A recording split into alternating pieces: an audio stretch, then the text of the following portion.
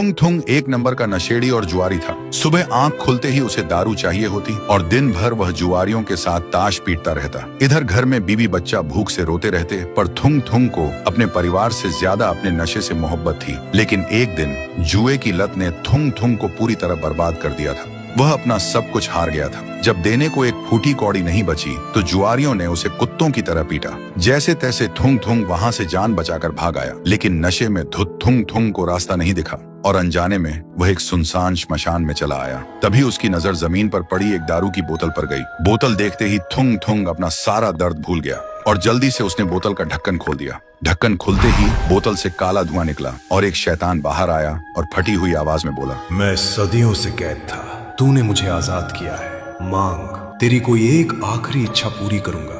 तू चाहे तो मैं तुझे सोने का महल दे दूं। थुंग थुंग ने जोर से डकार ली और बोला, अबे महल का क्या करूंगा, झाड़ू लगाने में थक जाऊंगा। एक काम कर, मुझे कभी खत्म न होने वाली दारू की बोतल दे दे और एक ऐसी ताश की गड्डी दे जिसमें मैं हमेशा जीतूं। सुनते ही शैतान एक सेकंड के लिए शांत हो गया, फिर बोला, कैसा बेवकूफ इंसान है तू। खैर तथास्तु, पर याद रखना, जिस चीज पर से तेरा ध्यान हटेगा वो हमेशा के लिए सूख कर मिट्टी बन जाएगी। लेकिन थुंग थुंग ने उसकी शर्त पर ध्यान ही नहीं दिया। वह बोतल और ताश लेकर सीधा वापस अड्डे पर चला गया। उधर उसकी बीवी और बच्चा भूख से तड़प रहे थे और इधर थुंग थुंग बस दारू पीता रहा और जुआरियों से लाखों रुपए जीतता रहा। 7 दिन बीत चुके थे, लेकिन थुंग थुंग घर ही नहीं गया। बीच में गांव के एक आदमी ने आकर बताया भी, थुंग थुंग, तेरी बीवी बीमार है और बच्चा भूख से रो रहा है, घर जा।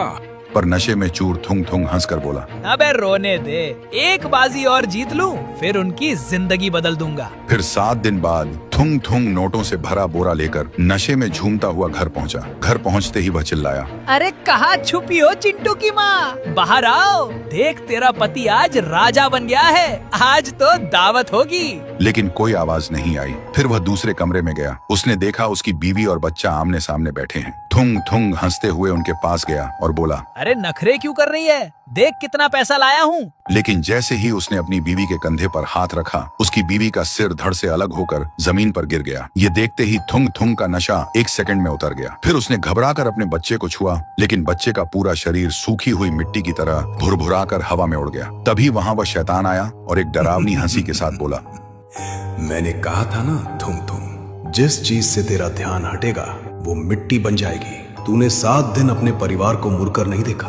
भूख और प्यास से वो कब के सूख कर पत्थर बन चुके थे। सुनते ही थुंग थुंग पागल हो गया।